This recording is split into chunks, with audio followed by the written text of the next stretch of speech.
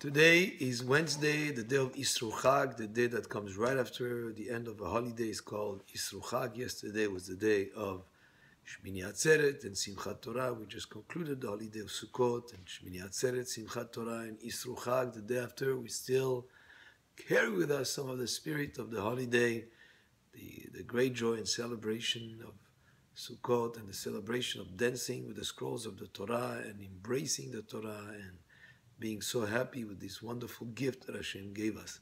So we have some of that lingering effect. The next day we're still enjoying the spirit of the holiday, but actually it's not just for the next day. We are to carry that inspiration with us throughout the year. The inspiration of faith in Hashem, of simcha, of joy in fulfilling the mitzvot, of simcha with the Torah, that it's a very special gift that Hashem gave us, the gift of Torah, and to continue that inspiration of joy and celebration and embracing of the Torah throughout the year. Today being Wednesday, I'd like to focus in the creation of the world. By the way, we're going to be reading Parashat Bereshit this coming Shabbat.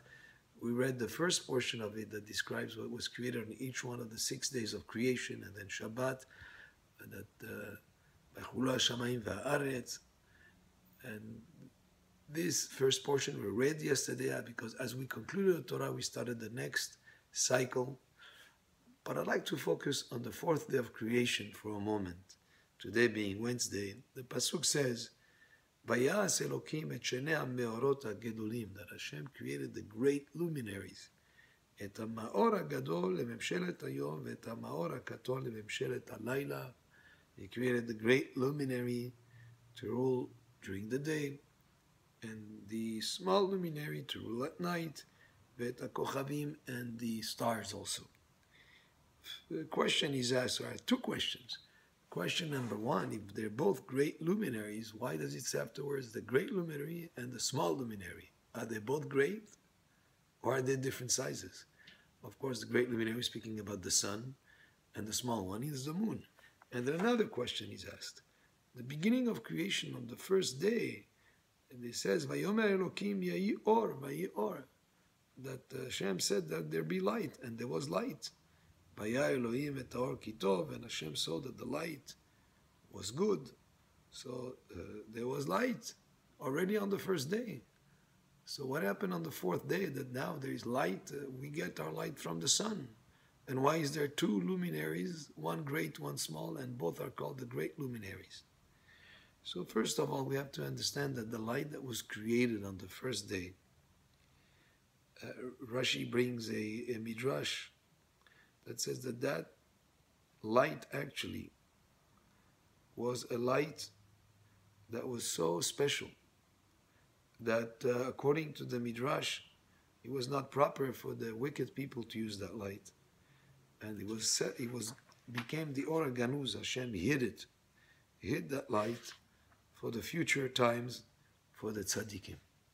And according to Hachamim, that light you were able to see from the end of the world to the end of the world. It was a type of spiritual light, a light that Hashem hid away. So therefore, on the fourth day of creation, on Wednesday, He created the two great luminaries, and that's physical luminaries to bring light to the world, except the moon, which was then, according to the Midrash, the same size as the sun, said it is not proper to have two equal leaders. You cannot have a ship with two captains. It has to be only one. So Hashem told the moon, if that's the case, then you become smaller. And the moon became smaller. And the sun did not react, remained silent. And that's why when we have in Halakha a concept in Ilchot Tamid Chacham that the Rambam, that Maimonides bring, that when a person hears an offense and he does not respond, even though a person is offended, he should not offend back.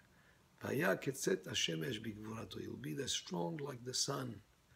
The light of the sun is strong. So there is more to this midrash, but I'll be brief for the purpose of this Dvar Torah.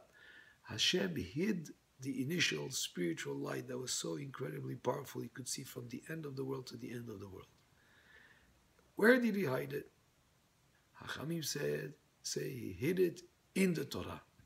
So the more Torah you learn, the more you're able to acquire Torah and to delve into Torah, the more you connect with that very special spiritual light that enables you to have a very special type of clarity of vision and gives you the ability to see a lot more than you'd be able to see, because that light is a spiritual light and it's hidden in our Torah.